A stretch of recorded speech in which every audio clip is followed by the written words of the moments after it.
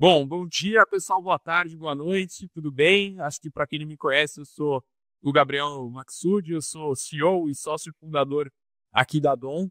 Nessa sequência de lives que a gente vai fazer, hoje eu tenho um convidado muito especial, um amigo querido. Infelizmente, não pôde estar aqui presencial com a gente no escritório da Dom, mas já nos conhece aqui o Renato, que é da Buena Vista. Já já eu abro para ele poder se apresentar. Eu acho que a casa, a gestora, tem bastante fit com algumas estratégias que a gente acredita aqui no escritório. Por isso que a gente está convidando eles para poder acrescentar um pouquinho da gestora, dos fundos, e a gente ir desenrolando nesse bate-papo. Renato, seja muito bem-vindo. Aqui é o canal da Dom. Obrigado aí pela presença, obrigado aí pela sua disponibilidade também. Fala, doutor. E Gabriel? Cara, primeiro obrigado. Eu queria agradecer. Vocês são mega parceiro. Desde a primeira reunião, acho que teve uma sinergia muito boa. Né? Vocês têm utilizado muito os nossos produtos. Acho que isso é uma validação aí do trabalho que a gente vai fazer. E é um prazer aqui bater esse papo. Mesmo sendo gravado, a gente vai ter muita chance de fazer ao vivo. Perfeito, perfeito. Bom, já vou começar puxando as perguntas, né? Indo direto um pouco ao canto. Mas o que a gente gostou, acho que inicialmente, quando a gente foi atrás de vocês e a gente começou a ter um relacionamento aí com a Buena Vista, primeiro foi o investimento passivo, né? A gente tem um pouco essa cabeça também de investimento passivo, não que o ativo não compense dentro de um portfólio, mas acho que quando a gente olha historicamente, a gente vê que, pô, talvez você ter tido uma estratégia mais core, um pouco mais passiva dentro do portfólio tenha sido, né, um retorno super, super elevado, né, quando a gente olha para ações internacionais principalmente, né? Então, seguir só um índice, às vezes você acaba fugindo um pouco de erros. Aí a gente teve o interesse, né, de conhecer um pouquinho mais da Buena Vista, mas me conta um pouquinho como foi o início da história da Buena Vista, como vocês começaram, o que vocês shiftaram para esse lado mais de ETFs aí. Pô, eu tô no mercado aqui desde 2000, meu sócio comigo, tô praticamente desde 2008, né? E desde o início a gente se postou muito de ETFs, só que o mercado brasileiro ainda é um pouco limitado, né? Apesar do primeiro ETF brasileiro aí, que é o PIBB11, tá no Itaú até hoje, tem 20 anos, a utilização de ETFs ainda é algo muito novo no Brasil. Tá acelerando, mas ainda é muito pequeno relativo ao todo, né? Se pegar os dados atuais, o mês de outubro fechou 75 bilhões de reais em ETFs no Brasil, e a indústria inteira de fundos tem mais de 10 trilhões, são quase 11 trilhões de reais. Então é minúsculo, né? O mercado é muito pequeno, mas eu diria que faz um pouco parte da evolução natural do mercado financeiro brasileiro. Né?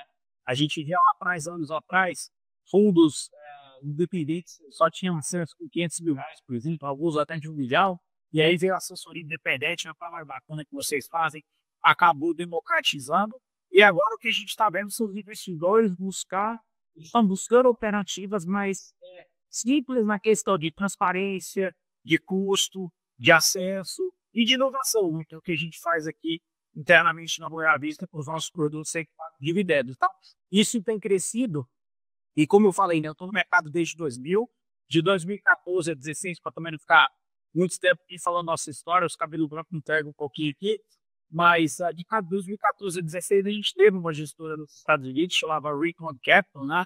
Que foi a gestora que lançou os primeiros produtos de dividendos usando o S&P e o Nasdaq, né? Esses produtos existem até hoje. A gente vendeu essa operação em 2016 e aí em 2019, né, os nossos sócios, quando venderam a maçã deles, a MI, que é depois do Global X, para criar o que é a News hoje, né? Como a gestora nos Estados Unidos que tem a maçã de todo mundo, olhar lá, com essas estratégias de pagar dividendos utilizando opções. E várias outras utilizando várias categorias diferentes, com S&P, com Nasdaq, o Bitcoin, o pessoal faz bastante também. Então, assim, o que a gente viu foi, pô, a gente entrou em sociedade a News nos Estados Unidos, né, como eu falei, 2021, tá? E aí, em 2023, a B3 começou a permitir os ATX pagarem dividendos, né? E a gente viu uma oportunidade realmente muito grande para a gente entrar no mercado brasileiro, começando com os ETFs aí, que hoje a gente lançou, né, 2 anos atrás, eu estou errado agora em novembro, o SPY 11, que é o nosso teste de S&P para dividendos, e de lá para frente já são 11 ETFs aí que a gente tem no portfólio, e a gente tem que crescer bastante, o investidor tem compreendido cada vez mais essa categoria nova aqui no Brasil. Apesar de ser uma categoria que eu acho extremamente antiga, aqui no Brasil ainda é muito novo. Não, pô, e esse ETF, né, você faz uma venda de calls, né, venda de opções de compra para levantar um prêmio, é uma operação que muita gente faz aqui na mão, com opções de ações convencionais, e vocês colocam isso tudo dentro do fundo, né? Se puder explicar um pouquinho essa parte mais técnica em relação a como que vocês fazem, se vocês vendem a com mais no dinheiro, fora do dinheiro, como que vocês fazem essa análise para diferentes ativos? Maravilha. Posso até compartilhar uma apresentação aqui? Claro. Uma tela? Vou botar uma tela aqui. Me avisa aí quando tiver aparecendo. Aí, já tá aí. Já consegui aqui no nosso site lá nos Estados Unidos.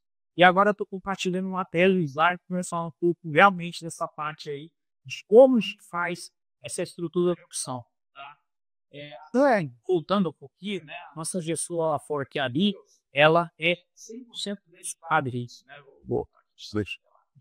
E aqui a gente está premiado lá nos Estados Unidos agora, uma melhor casa de ETFs que faz estratégia de opção, né? Acho que mostra um pouco do trabalho que a gente vai fazer. Hoje lá já são mais de 13 ETFs, todos com estratégia de dividendos através de opções, tá? E a casa lá passou agora de 15 bilhões, né? Inclusive uma das gestoras de ETFs mais decrescidas esse ano no mercado americano, que mostra um pouco de como esse trabalho iniciei, porque já faz de 20 anos. Então, muda expertise.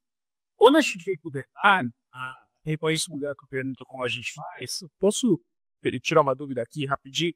Então, os ETFs que tem aqui na B3, eles são uma cópia exatamente igual que tem lá fora, e o dividendo é exatamente igual, só que com uma casca aqui local?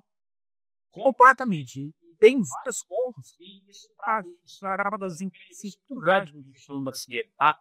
Eu acho que você já conhece muito bem essa questão de trabalho, como estudar todo esse trabalho, e a questão de fechar o câmbio, e a questão de colocar tudo no ar.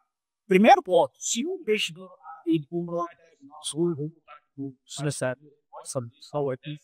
nossos ETFs lá, vamos por isso, qualquer corredor pode comprar, né? Então, por exemplo, se o investidor paga do país, ele vai assistir os pagos aqui na B3 com os o dividendo que ele se vê, se comprar isso lá, ele tem aquela tributação de 30%, que é o tax hold, né?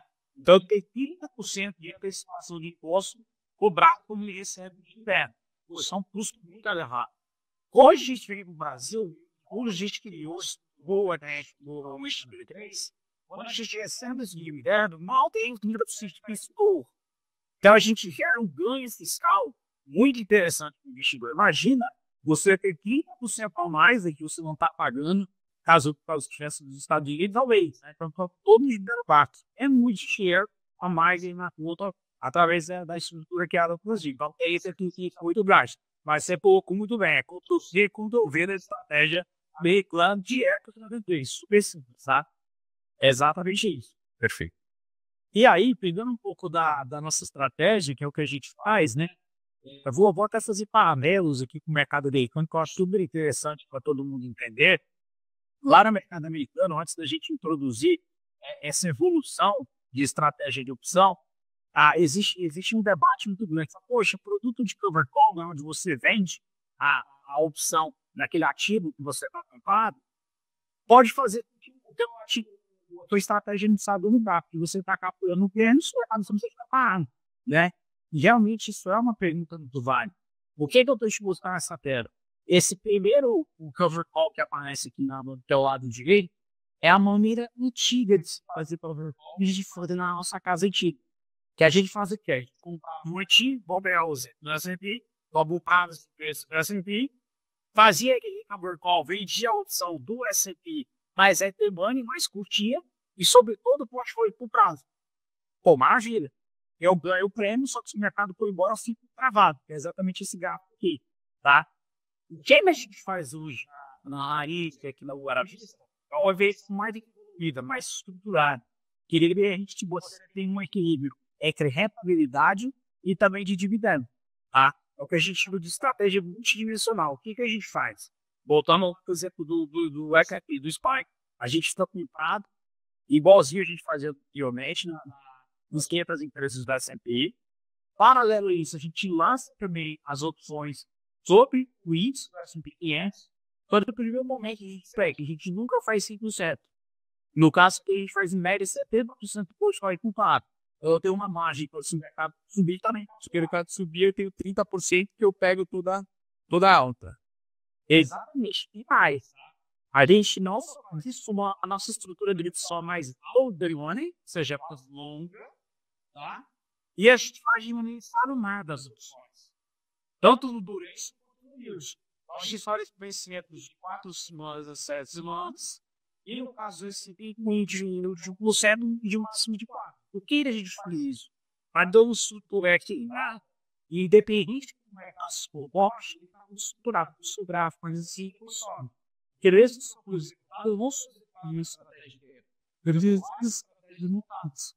Então, isso faz com que você tenha um índice, um produto no final, e ele vai te dar uma boa rentabilidade e também vai te dar um dividendo muito mais previsível e equilibrado. Vou mostrar um gráfico aqui. Olha que legal isso daqui. Vamos pegar no mercado americano, aqui no Brasil, por enquanto só tem na vista está vendo. Mas lá nos Estados Unidos, sei mais. Vamos pegar o compasso aqui do S&P, né? Os Curious, né? Um comparativo muito bacana com os produtos para você entender exatamente o que eu estou falando, né? Aqui é o tutorial aqui que a gente mostra na tela aqui direitinho, tá? Isso aqui, ele mostra o comparativo do SPY para o nosso produto, que é o SPY 11 no caso, tá? À sua esquerda, você tem o XYLD, que era o nosso produto antigo, que a gente tirou lá atrás, hoje está na Global X. Você tem o JET, que é do JP Morgan, é o maior ETF ativo do mundo, são quase 50 bilhões de dólares, com a mesma ideia. Você tem o DIVO, que é aquele famoso dividendos, e você tem o SPY, que é o S&P Puro, tá? Acho que o primeiro ponto, você vê que com o SPY até outubro subiu 77% no de dividendos, tá? Primeiro ponto, quando você monta uma estratégia de opções, você permite ao cliente ter acesso a uma estratégia mais estruturada e menos volatilidade e menos risco. Poxa, se eu estou dizendo isso, é óbvio que se o mercado subir mais, a nossa rentabilidade de qual a concorrência da alta do mercado, ele tem o chamado trade-off de você executar essa estratégia de opção, tá? Só que quando o mercado cai, que é o que está acontecendo agora, ou o mercado está lateralizado, a gente fica acima do mercado por conta dessa estrutura. O que eu estou querendo dizer? Poxa, você dá acesso ao investidor, ele capturar boa parte da alta do S&P, que é um índice fantástico, considerado o índice do mundo, e além disso, gerar um fluxo de caixa bem corrente, né?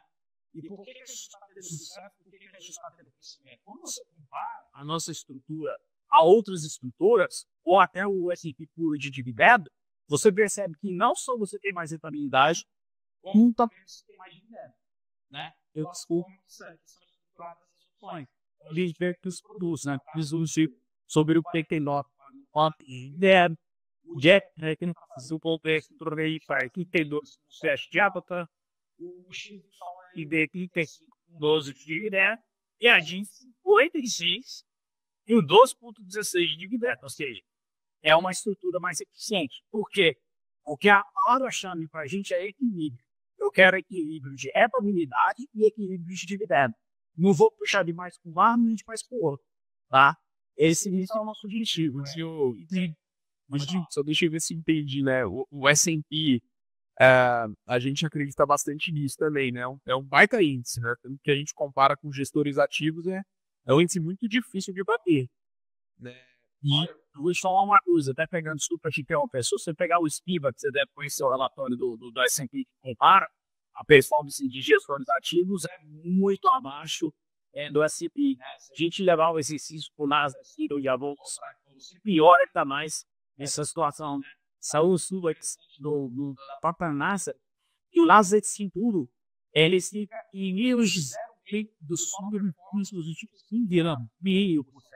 Ou seja, um dividendo não bate no 100%. Absurdo, né? Sim, porque o investidor se for a uma estratégia de mais juros, né? Da aparência, dos você tem menos numa estratégia de Nasdaq 100 ou S&P 500, né, para um pouco menos de risco do que o Nasdaq 100, tá menos concentrado ali em tecnologia, mas você tem um índice market weight, né, então se tem uma empresa que começa a ganhar tamanho de mercado, por qualquer motivo que seja, aconteceu mais recente aí com a Nvidia, mais claro, ela ganha mais peso no índice, você vai aumentando a sua participação nessa empresa quando você compra o índice, né? Então ele é democrático, digamos assim, né? A empresa que vai performando melhor e vai crescendo, tanto no S&P quanto no Nasdaq, sem contar que o S&P é o índice que existe há mais de 100 anos, né? Então você também, não é que você está comprando um fundo de gestão ativa que por algum motivo, né, o gestor pode ter ido bem em um momento, mas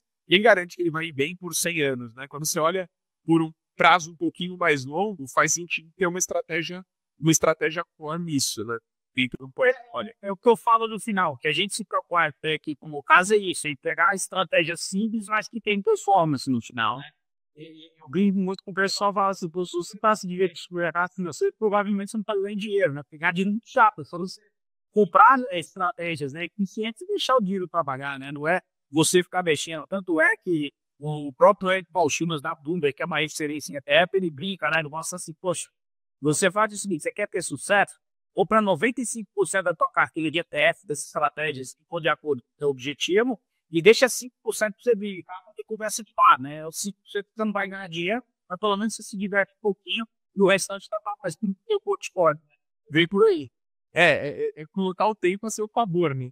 Querer girar muita coisa, acho que você acaba não chegando a lugar nenhum. Mas, ó, olha que legal, né? A gente consegue. A gente conversa com muitos clientes, investidores, e quando a gente fala de renda mensal, né, poucas pessoas sabem que existe a possibilidade de você estar exposto no índice, market weight, com talvez as empresas mais conhecidas do mundo, que não são hoje só americanas, né? A gente fala da S&P como bolsa americana, mas hoje as empresas, mais que 50% do faturamento delas não vem dos Estados Unidos, né? Então são empresas globais. Empresas globais, é isso aí. É isso aí. Existe um exercício que é feito também, o pessoal fala muito assim, investir fora do Brasil, pode ser arriscado e tal. Ao contrário, né? O investidor global acha arriscado investir no Brasil, porque é menos de 1% do mercado global de investimento em ações, né? Mais que isso. Aí a gente costuma fazer um exercício com alguns investidores, assim, cara, olha e pensa no seu dia a dia completo. Você usa mais no seu dia a dia coisas de empresas americanas globais, como a gente falou aqui agora, ou de empresas brasileiras? A gente aqui usando só tecnologia de fora, né? Para fazer esse papo. Você tem o celular, você tem o software que você usa para trabalhar, você tem dias de eu tenho realmente muito mais exposição a essas empresas que estão lá fora do que aqui no Brasil, né? No seu dia a dia. Como você falou, são globais, não é mais uma empresa americana. Né? Exatamente. Exatamente. Ô, Renato, você tem mais alguma coisa para compartilhar aqui? Senão eu vou voltar para E aí? Legal. Deixa eu até mostrar uma coisa aqui que é assim, dito a parte de estratégias, é uma coisa bacana aqui, que essa também que a gente mostra, que são todos os nossos ETFs até hoje em dividendos que a gente tem, né? Que é um pouco do que você falou. Quando você vai para o mercado americano, que é um mercado ultra desenvolvido de ETFs, estratégias de investimento, o investidor tem acesso a uma variedade muito grande, né? De ativos que pagam promessa. No mercado brasileiro, os grandes do portfólio, a gente usa para isso, né? Um pouco todo mundo. Gente, não tem melhor e tem pior até. Mas tem quem é mais adequado para o perfil, né? Se fizer a pergunta para mim qual o portfólio ideal, eu vou dar uma resposta. Você provavelmente vai dar uma resposta diferente, de acordo com o objetivo que cada pessoa tem. Mas o que a gente se propõe eu quero dar alternativas para o investidor montar um portfólio de faria. Você falou muito bem no começo, mas ele é muito acostumado com o fundo imobiliário e nada errado. É uma categoria, né? Você tem crédito que paga amortização, outra categoria. Empresas que pagam dividendos. O que a gente traz aqui no mercado brasileiro agora, a gente dá outra variedade. Você acessar o S&P 500, você acessar o Nasdaq 100, ouro com dividendo através de estratégia de opções, Bitcoin no mesmo sentido. A gente lançou a estratégia de Iliose, que é aquele ETF global, que também paga dividendos. Então, cada vez mais, dar essas alternativas para você diversificar a carteira do investidor. Então, basicamente, né, eu entendi bem, mas deixa eu ver se todo mundo entendeu, né, só para deixar claro. Hoje vocês estão olhando essas diferentes classes de ativo, né? Acho que começou no S&P 500, foi para, imagino que Nasdaq, e hoje vocês têm ouro, Bitcoin, ações. Small Caps and Plans, o Russell 2000, né, o 1011. O Casa 11, que é muito legal, são REITs, né, são estruturas imobiliárias nos Estados Unidos, há mais de 500 mil ativos, também fazendo pagamento de dividendos através de opções. Né? É legal porque o REITs ele tem uma rentabilidade muito bacana do teto e também ele paga pouco dividendo no mercado americano, né? Então de 3% a 4%. A gente potencializa esse dividendo através das opções. Então a gente consegue pagar quase 1% ao mês, você tendo exposição imobiliária lá nos Estados Unidos, né? Então é aquilo que a gente está falando. Cada vez mais alternativas para o investidor diversificar a carteira. E até surpreender, todos esses ETFs de vocês, você faz direto no ETF lá fora, tem opções para tudo, para todos esses ETFs, lá fora tem tudo, né? Tem tudo. Tem uma coisa aqui que é chamada aqui, tá até ressaltar nessa cima, eu botei, que é o uso de flex options aqui, tá vendo quanto possível. Então, vou te dar um exemplo. Se a gente voltar aqui para o Casa 11, esses ativos imobiliários acabam não tendo opções diretamente, né? Mas a Bolsa de Chicago ela criou a chamada Flex Option justamente para criar opções sobre ativos que não tinham essas opções. Então, ele acaba dando liquidez através do market maker. É gigantesco esse mercado lá, tá? Então, a gente consegue fazer isso através dessas estruturas, tá? Isso é bem legal. O pessoal faz tudo. Mas, pô, olha que legal. Em alguns casos, não sei, me responde aí se eu tiver errado. Alguns ativos subjacentes que não tiveram, talvez, uma performance tão forte quanto o S&P, talvez com a estratégia de opções você consiga um retorno até acima do que o próprio ativo? Ou...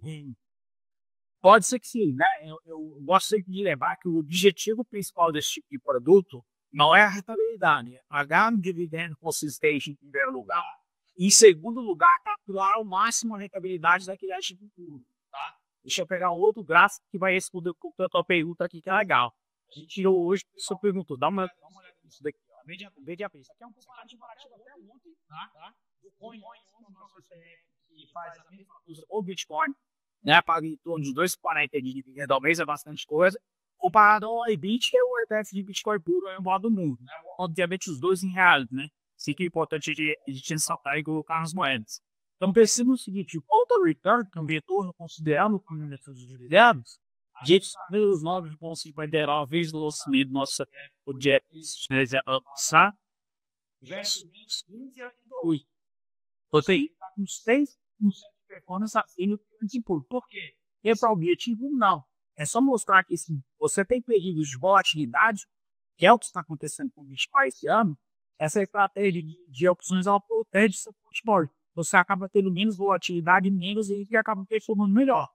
É claro que se o universo acontece né, de uma vez, a gente vai subir também, hein? Mas é isso não começa isso. Tá? Mas pelo menos não vai estar aceito, desculpa te cortar, mas 100% travado igual uma venda coberta convencional, né? Já aconteceu muitas vezes aí a gente vê comigo, já fiz com cliente de você, vou vender a call aqui para receber um prêmiozinho, aí algum papel explode e você fica ali com a rentabilidade meio travada, né? Então, é isso. Se você pegar o nosso de nada de S&P no ano passado, tanto nada da peça subiu, a gente subiu também. Muito bonito, né? Então, hoje, passou tudo os outros que eu falei. No cenário, a gente não sabia. Passa as primeiras outras pura, os PIS, aí também. Muito, muito bom. Quem acha que tem aquela carteira de renda, acho que vale muito a pena considerar adicionar a exposição em ativos internacionais, claro que dentro do seu asset allocation, dentro do seu planejamento, né? Porque você acaba tendo uma boa diversificação em um ativo que, em algumas classes de ativo, na verdade, que todo investidor global deveria ter, né? Então, é aquilo, né? Você acaba unindo a performance, né? Porque você tem uma certa previsibilidade quando você tem índices absolutos, como o S&P, como o Nasdaq. quanto o índice global de REITs, todos aqui que a gente tem. Então você captura boa parte da performance em dividendo. E o legal também é que os ETFs que pagam dividendos, o dividendo, ou no nosso caso, que são feitos através de opções, o dividendo ele é pago sobre a cota. Então, quanto mais o ativo sobe, o seu dividendo proporcional também sobe. Então, né, você tem esse ganho também. Imagina aqui, de novo, o espanhol, que acabou de completar 2 anos. Lançamos ele a 94,20 o preço dele. Hoje ele está praticamente 112. Então, poxa, se o dividendo proporcional de quem tem desde lá é assim quase praticamente um 20, né, proporcional, porque ele vai subir junto com a rentabilidade. Então, além de dar essa diversificação, ele também te proporciona essa vantagem. Ah, isso é bem legal. Porque como você lança a opção, você busca sempre um meio que target de dividendo em cima do valor que está ali negociando, né? Não é que, Se você está negociando mais que está crescendo, você aumenta a estrutura de opção consequentemente. não é que nem uma ação que, por exemplo, paga R$ 1 de dividendo por ação. A ação subiu 30%, pô, ela tem que subir também 30% o dividendo por ação que ela paga para manter o mesmo yield. Né? Então, no seu caso, você consegue sempre manter esse yield. Dando até mais previsibilidade, né, um pouco pro... Total, esse é o ponto, né? A questão do dividendo se ele proporciona benefício muito grande. Como eu falei no início, né? Ainda é uma categoria nova para o investidor brasileiro entender, porque você vai ver assim, perdão, quando você fala assim de derivativo do Brasil, cara, opa, mais isso. Tô com medo. E contrário, né? Nós estamos gerando uma estratégia que gera mais proteção. Não tem alavancagem, não tem nada desse tipo de.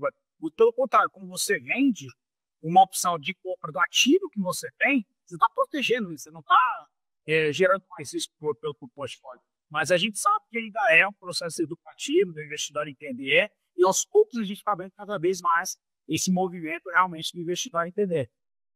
Não, pô, muito legal. Nessa parte de renda aqui, Renato, acho que encerrei as minhas dúvidas que eu tinha. Quem quiser tirar a tela aí agora, também tudo Boa, deixa eu voltar aqui para o normal. Nessa parte de dividendos, acho que encerrei.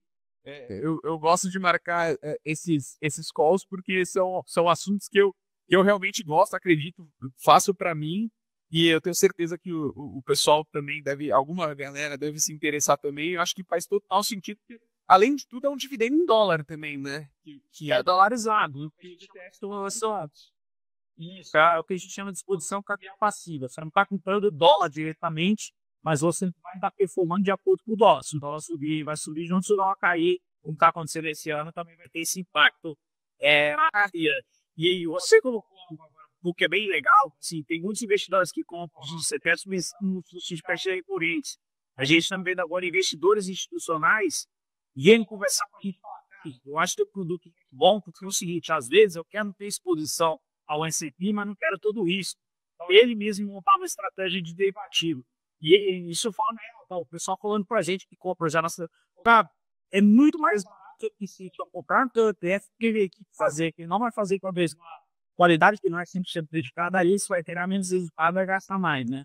Porque acaba tendo isso para a média técnica. Beleza, do instrumento e do veículo até do investidor. Meu, muito legal. E a gente aqui busca orientar os clientes a fazerem o seu asset allocation, né? Então você vai ter um pedaço em diferentes classes de ativo, tem um pedaço em pós-fixado, um pedaço deveria ter um pouco de exposição internacional.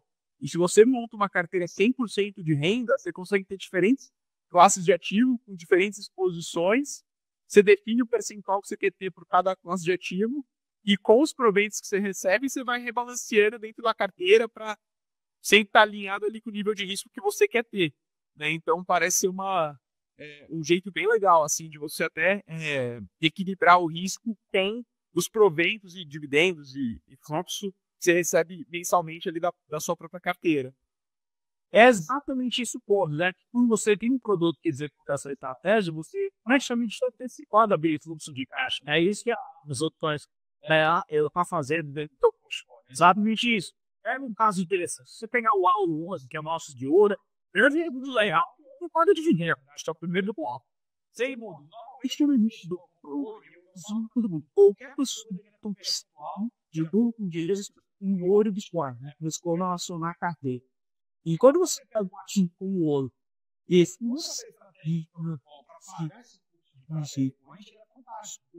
existem vários períodos como você fala, pouca, outro tá subindo. Então, você pode caixa para você aumentar a volta do estadaria ou a outra dentro do portfólio, de acordo com que tal gente daqui vez, os dois ou nós somos um ciclo de vendas. Olha, o ouro, né, é que o Bitcoin, quando a gente olha historicamente, a performance foi, né, acho que nem vale muito comentar sobre a performance do Bitcoin, né, mas o ouro, quando a gente olha poucos anos atrás, ficou por muito tempo de lado, e é difícil você manter, né, um ativo que fica a grande parte do tempo de lado, sem ter uma renda, sem ter um yield ali, meio que travado.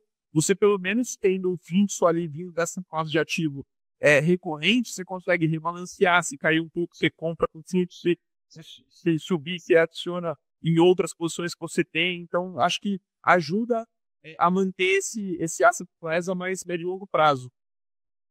Eu concordo, acho que esse é o ponto, né? Infelizmente, a maioria dos investidores quer comprar quando está subindo, né? Mas não sei se o cara, uma tem essa porcaria desse negócio que não sei, não dá há 2 anos aqui na carteira, mas o outro não sei que fosse o seguro da carteira. E é um BIC que ele tem que funcionar, né? A hora que ele funciona muito bem, se não estiver errado, né? Você é avião político controlado, né? Está esse ano. Então, assim, parece que você tem aquele fluxo de caixa toda vez, depois mas um pouco do Bitcoin, foi o que eu falei. Esse ano está negativo, mas está menos negativo do que o Bitcoin. E depois esse fluxo recorrente aí, todo mês está se alimentando. Funciona realmente. Porque grande parte, né, dos investidores, onde a maioria se perde, e o que a gente busca tentar auxiliar no mental, né? Você sabe o que é bom para médio e longo prazo, mas você seguir a estratégia acaba sendo difícil, seguir o seu asset allocation acaba sendo difícil. E eu acho que o fluxo mensal, pelo menos para mim, eu vejo, e muitos países também pensam assim, ajuda, né, ajuda na parte mental ali, né? Você vai ter um fluxo entrando, você consegue rebalancear, te dá um pouco mais de paciência de seguir a estratégia que é o que é vencedora a longo prazo, né? Eu vou te falar que você está tão correto no que você acabou de falar, que eu vou te falar o que acontece aqui com os nossos CPI de dividendo, tá? Quando o mercado cai muito, é quando bate recorde de volume de compra. Ou seja, o investidor está tendo realmente aquele comportamento que teria que você pedida. Se caiu, está mais barato, eu vou comprar mais. É o que faz como categoria que paga dividendo, né? E é interessante a gente analisar isso. A gente já fez perguntas para você está comprando para o mercado cair? Claro, poxa, eu vou comprar mais que eu vou ter mais dividendo ao longo do tempo. Aí, se você pega um ativo que não deu dividendo, a maioria das vezes, as pessoas vendem com o mercado está ali e acabam não vendendo pelo comportamento diferente quando tem dividendo naquele ativo, né? É aquele fluxo recorrente. Sim. E também tem o asset class, que é algo que vai existir por muitos anos, né? Dá também uma segurança, ao invés de fazer uma ação única ali, que às vezes tem um pouco mais de receio, né? Quando você está investindo por conta. E tem outro ponto, desculpa até te interromper, outro ponto assim, que é muito bacana dos ativos que a gente faz, são ativos de liquidez bilionária, né? Que a gente está falando em dólares, né? Então, o investidor acaba não tendo a preocupação de, puxa, eu montei posição aqui, se eu precisar vender, o que vai acontecer? Pode ficar tranquilo que o ETF cria de cota e o mercado anda normalmente, né? Então, sabe, como eu falei, é uma classe de vários e vários milhões de dólares aí de movimentação diária. Né? Então, é bem tranquilo. Não, e S&P não é todo mundo que tem, né, na carteira. Apesar de, quando a gente olha lá para fora, eu não sei se você tem esse dado, mas grande parte da poupança do americano acaba indo para um ETF de S&P, está muito difundido lá fora. Aí se a gente pega o site da Forbes, assim, você vai pegar as 10 pessoas mais ricas do mundo, você vai ver que as 10 pessoas mais ricas do mundo são tudo de tecnologia, quase todas de tecnologia, com as maiores empresas do S&P, né? Então, você não quer estar junto com elas. Eu sei que eu puxei uma sardinha agora para o outro fundo de vocês, para a gente comentar rapidinho, que eu achei interessante a tese, mas é isso, né? Pô, você não quer estar junto com as pessoas que são as mais ricas do mundo, então eles estão fazendo alguma coisa, né? Então, ontem a gente estava numa fundação, isso é 15 reais, tá? Aí eu passo no GPS, tudo mais, isso porra, esse tudo produto legal, uns produtos diferentes, tudo de Apple, eu gostava do caramba. Aí quando a gente foi falar do Bitcoin, eu falei, cara, eu gostei desse aí, explica mais. Aí eu expliquei pra cara, é a tese mais simples do planeta e você vai acabar, vou ter que entregar resultado pra cara. Ele explicou, né? Pô, são 50 bilionários, você cruza os papéis desses bilionários, você melhores os papéis. Você vai superar com fogo o S&P com menos volatilidade, é incrível. E aí todo mundo performance gigantesco sobre o S&P, que é difícil pra caramba ter, né? Com menos volatilidade, que ele é mais diversificado em termos de setores, né? A rentabilidade média desde 2006, né, obviamente o índice, é de 32%. Ao ano é muita coisa, muita coisa. Aí o cara falou assim, cara, a gente tem um monte de analistas que fazem esse época, um negócio deixa. Eu falei, cara, é duro de ouvir, você tá ouvindo de um gestor, mas é verdade, é exatamente isso, cara. Putz, essas ideias, assim, eu até acho muito legal o que vocês fazem aí. Tanto eu convidei aqui para esse bate-papo, porque eu realmente gostei muito da conversa que a gente teve aqui presencial, tô gostando dessa também. Tanto os ETFs de renda que vocês têm, quanto o Repose, que é uma ideia diferente. Eu acho que no final, eu acho que a maior parte das pessoas, né, deveria ter um portfólio com uma estratégia core, mais market weight mesmo.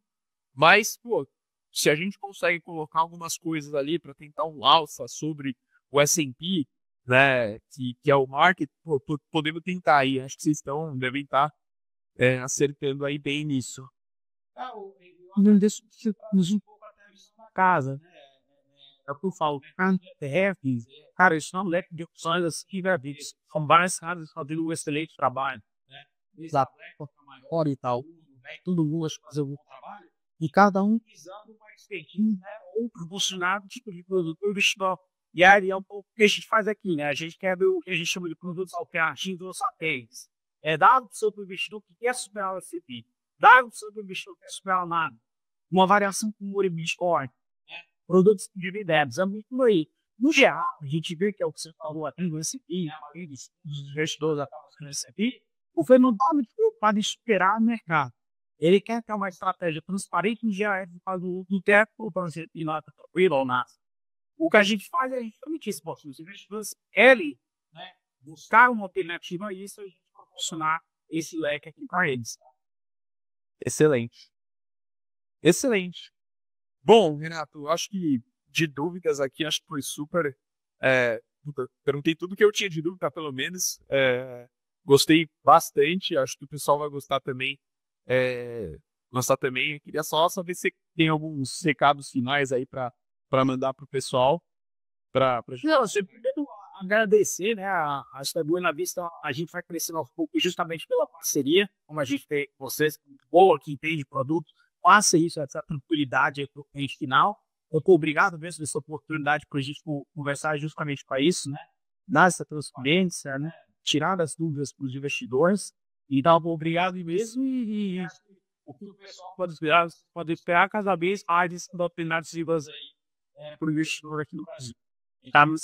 Não, com certeza tem muito espaço. Acho que vocês estão com ideias muito boas e com certeza a gente vai trabalhar muito em conjunto aí para frente. Obrigado de novo pela participação, Renato. Obrigado. Valeu. Fala, galera, vocês acabaram de acompanhar esse bate-papo com o Renato da Buena Vista.